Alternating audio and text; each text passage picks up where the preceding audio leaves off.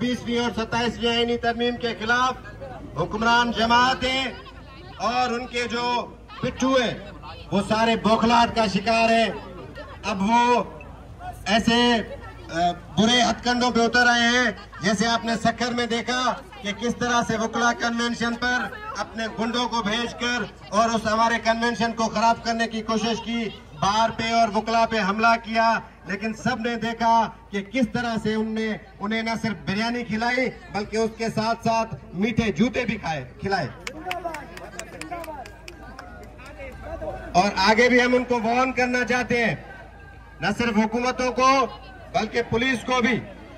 जैसे पहले उन्होंने एक FIR सिंधियानी तहरीक की बहनों के खिलाफ काटी थी, उसकी हमने मजम्मत भी की थी और उसको ठोकर मार के डस्टबिन में हमने फेंक दिया था कि तुम्हारी इन जो FIRs हैं, जो केस है, इनकी हमारे सामने कोई हैसियत नहीं है, हम इनको ठोकर मारते हैं, हम बेलें भी नहीं करवाएंगे।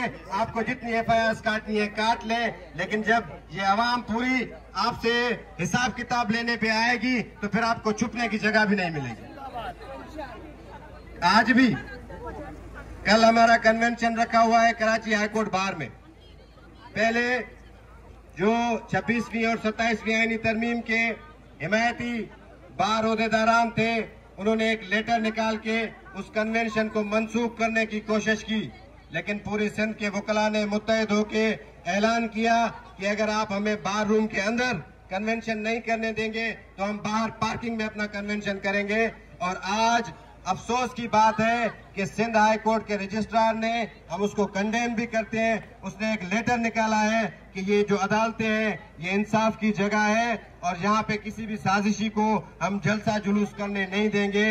तो मैं वार्न करना चाहता हूँ रजिस्ट्रार सिंध हाई कोर्ट को कि तुम्हारी कोई भी हैसियत नहीं है कि तुम वकला को परपेट्रेटर्स बोलो, तुम उनको साजिशी बोलो, तुम्हारी कोई हैसियत नहीं है। कल पूरे सिंध से वकला कराची हाई कोर्ट के अंदर आ रहे हैं, जिसमें दम है आके हमें रोक के दिखा दे।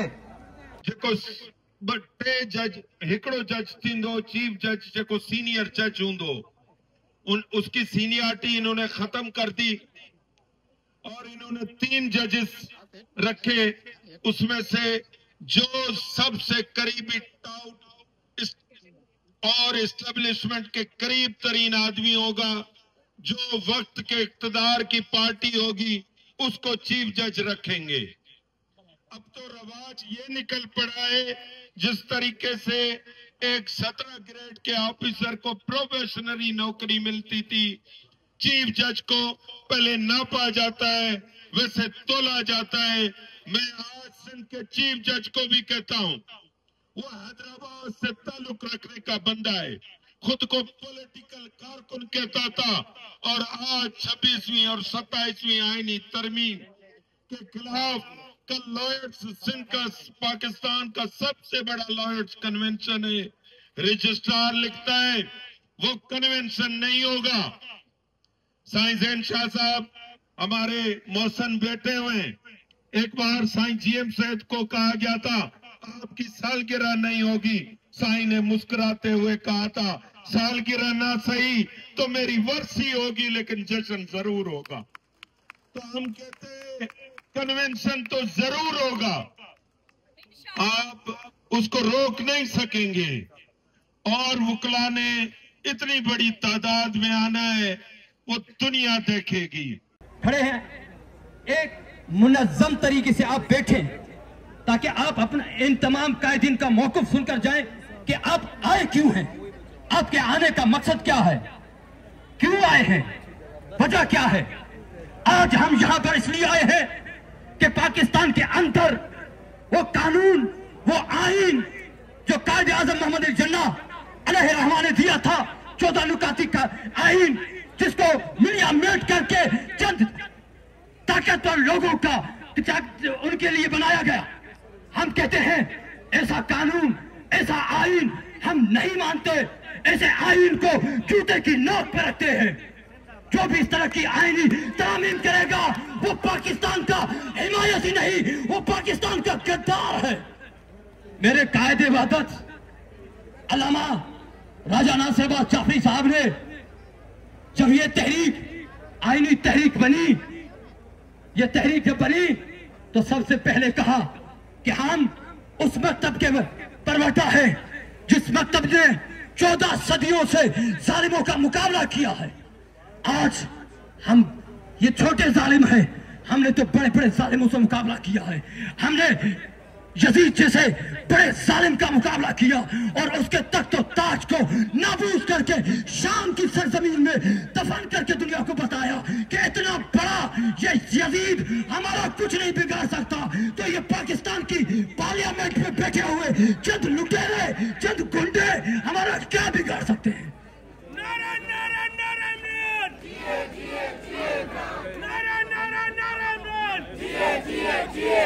मौजूद होते, इस जुल्म के खिलाफ आवाज उठाते, इस जबर के खिलाफ आवाज उठाते, पर अफसोस वही बात है कि चंद सौ लोग निकले और वो चंद सौ लोग ये घरों में बैठे हुए लोगों के लिए निकले हैं, इस जालिमाना निजाम के खिलाफ निकले हुए हैं। इस मुल्क के अंदर कभी मुशर्रफ की शक्ल में, कभी हाफिज की शक्ल में इधर मुसल्लत होते हैं। आज इस आइन को ले आओगे, जरदारी आपके ऊपर केस ना बने। आपके हालात को देखो, उम्र को देखो। हम ये कहते हैं इस मुल्क के अंदर वो हालात हैं कि ना इधर कोई कौम आबाद, ना इधर कोई सूबा आबाद, ना इस मुल्क के अंदर कोई जमहूरियती निजाम है। इस मुल्क के 3 नाम है दोस्तों, एक नाम इस्लामिया, दूसरा जमहूरिया, तीसरा पाकिस्तान। बात यह है दोस्तों, इस मुल्क में 78 साल से न इस्लामी हुकूमत रही है, न जमहूरी हुकूमत रही है और न इसका कोई इदारा पाक है। कहीं पे भी आप किसी भी इदारे पे जाओ, कोई इदारे में आपका मसला हल नहीं होता। ये वजह क्या है कि हम लोग जुल्म के खिलाफ नहीं निकलते। ये 27वीं तरमीम, अलामा साहब ने सही कहा, इसको हम आईनी तरमीम नहीं कहना चाहिए। ये 27वीं तरमीम एक दफा फिर पाकिस्तान की 25 करोड़ आवाम पर ताला है मुंह के ऊपर। ना कोई जबर के खिलाफ निकलेगा, ना पुलिस गर्दी के खिलाफ निकलेगा, ना कोई जुल्म के खिलाफ आवाज उठाएगा। देख लें आप खैबर पख्तूनख्वा के 9 कबायली इलाकों में जंग लगी पड़ी है, बलूचिस्तान के अंदर जंग लगी पड़ी है, सिंध के अंदर आधी रात को लोगों को उठाया जाता है, ज़ैन शाह पे FIR काट दी गई, दूसरे लोगों पे FIR काट दी गई। ये जुल्म नहीं है, इसको क्या कहते हैं? आज हम किसके लिए निकले हैं? हम कहते हैं DPO साहब, कमिश्नर साहब, DC साहब, ये इदारे के लोग, कलम वाले लोग, वकील लोग, अवाम लोग, ये तमाम लोगों के लिए हम निकले हैं। हम कोई ज़ैन शाह के लिए नहीं निकले, हम कोई महमूद खान के लिए नहीं निकले, हम कोई इमरान खान के लिए नहीं निकले। आप बंद कर दें इमरान खान को, 3 साल आपने 2 साल बंद किए, 100 साल और बंद कर दें, इससे मसला हल नहीं होगा। आपने बैठना होगा आवाम के अंदर, आपने बात करनी होगी आवाम की। आज ये 1000 लोग निकले, कल लाखों लोग निकलेंगे। आपने देख लिया बांग्लादेश का हाल, आपने और मुल्कों का हाल देख लिया। खुदा जानता है छुपने की जगह नहीं मिलेगी। क्या करोगे? आप एटम बम हम पे डालोगे, आप तोपे हम पे चलाओगे, आप बंदूकें हम पे थानोगे। मार दो, कितना मारोगे? जितना मारो मार दो। क्या 25 के 25 करोड़ आवाम को मार के आसिफ मुनीर तू ही हुक्मरान सही, शहबाज शरीफ चोर तू ही हुक्मरान सही। ये जितने भी बैठे हैं, कितने दिन बैठेंगे? छोड़ दो आज इमरान को, तुम्हारे बाप को पता लग जाएगा क्या होता है। कुछ दोस्त कहते हैं कि आसिम मुनीर के बारे में बात मत करो, तो एक अल्फाज तो जरूर बोलूंगा कि आसिम मुनीर समझ जाओ, जनरल समझ जाओ, तुम नमरूद के जाके नमरूदी बन गए हो, तुम फिरौन बन गए हो। तुम ये समझते हो कि तुम ये समझते हो कि तुमने एक्सटेंशन ले ली, इसका ले ली, तो तुम्हें कोई हाथ नहीं लगाएगा। मगर मेरे रब की दरबार में यहाँ पे ये सारी नमरूद भी पॉलिटिकल खत्म, पार्टी जमा ये है। फिरौन भी खत्म, जिया भी खत्म, मुशर्रफ भी खत्म, तो तुम भी मुल्तकी अंजाम तक जरूर पहुंचोगे। रब्बे काबा की कसम, मेरा कप्तान इमरान खान बेकसूर है। तुमने उसके साथ जुल्म किया है, मगर जुल्म की लाठी, जुल्म की आवाज जरूर एक दिन इन कारकुनों के साथ, इस लश्कर के साथ बनना था। उसका उस्ताद फारूक बोलेंगे करता है, वो बेल फाइल करता है। जो यहाँ पर जमा हुए हैं, नहीं था, ये खौफ का उसको बुत उठा के टूट चुका है, सत्या क्या ये खौफ का बुत टूट चुका है। वो जज मैं आवाम से गुजारिश जो करूंगा, सक्खर से मैं आवाम से गुजारिश करूंगा कि आइए ये गुलदस्ता देखें। यहाँ पर सारी पॉलिटिकल पार्टियां जमा हैं, जमहूर की बात करते हैं, आईन की बात करते हैं, हक की बात करते हैं। हमारा साथ दे, ये सिर्फ हमारी सिंध के हुक्मरानों ने 144 लगा दिया कि बुनियादी तहरीर, तकरीर और जलसा जुलूस निकालने पे पाबंदी हो।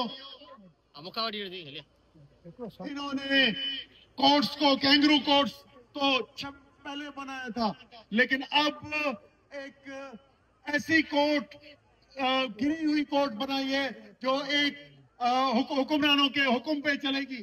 तो फिर अदलिया खत्म, कानून के तहत जुडिशियल मार्शल लगा दी गई, आवाम के बुनियादी हुकूक खत्म। आपके मुल्क की क्या हालत है आज? पता है हमारे मुल्क की क्या हालत है? हमारे बॉर्डर्स सेफ नहीं है। हमारे मुल्क के अंदर दहशतगर्दी मुख्तलिफ जगहों पे होती रहती है। आपने देखा होगा कि इस्लामाबाद के कोर्ट्स पे दहशतगर्द का हमला हुआ,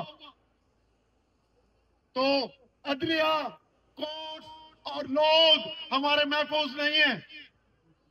आपके ईस्टर्न बॉर्डर पे, आपके वेस्टर्न बॉर्डर पे हालात खराब हैं, और हर वक्फे के बाद ये जंग की कोई ना कोई झड़पें हो जाती हैं, और मुल्क की इतनी खराब फॉरेन पॉलिसी बनाई है कि आप मिडिल ईस्ट में जंग लड़ने जाएंगे। ऐसे मुआहदे कर रहे हैं जो हमारे हथियार अपने भाइयों के खिलाफ मिडिल ईस्ट में चलेंगे। ये कौन सी फॉरेन पॉलिसी है? पैसों के एवज मुल्क की जो तनख्वाह लेते हैं तो मुल्क की सिक्योरिटी करें, लेकिन दूसरे मुल्कों के कहने पे जाके दूसरे इलाकों में लड़ेंगे। तो अपनी फॉरेन पॉलिसी ठीक करें, अपनी दाखिला पॉलिसी ठीक करें। जो आपने दहशतगर्द पिछले 50 सालों में बनाए, कहीं मजहब के बुनियाद पे, कहीं उधर के मुशर्रफ के वक्त में मॉडर्नाइजेशन के बुनियाद पे जाके अपनों को मारा और अपने मिलिटेंट ग्रुप्स बनाए। उनकी वजह से आज मुल्क में हम महफूज नहीं हैं। उस पे हमारी इकोनॉमी बहुत कमजोर है, हमारी मईशत कमजोर है, हमारी आवाम की जो जीडीपी है वो सालाना गिरती जा रही है। और आप बनाने चले हैं SIFC के मुल्क की दौलत किसी कंपनी के बैन-अल-अक़वामी कंपनियां और मुल्क की सिविल मिलिट्री ब्यूरोक्रेसी की कंपनियां मुल्क चलाएंगी, सारी मिल्कियत पे कब्जा करेंगी, और हमारे लोग क्या भूख मरेंगे? आपके यहाँ मुलाजिम बनेंगे। हम रज़ाकारना तौर पे पंजाब, सिंध, बलोचिस्तान, खैबर पख्तूनख्वा के इलाके इस मुल्क में शामिल हैं। इन पे इतना जुल्म न करो कि ये बंगाल की तरह सोचें। मेहरबानी करें। बाकी बची थी सियासी आजादी जो रजाकाराना मुल्क बनते हैं तो उसको फेडरल रिपब्लिक बनाया गया, इस्लामिक रिपब्लिक, लेकिन फेडरल सिस्टम के साथ चलाएंगे, जिसमें वजीर आजम होगा, असेंबली सिविलियन बालादस्ती होगी। आपने 2024 के इलेक्शन के थ्रू, जाली इलेक्शंस के थ्रू, वो भी हमसे छीन ली आवाम से। पाक न्यूज़, पाकिस्तान की आवाज।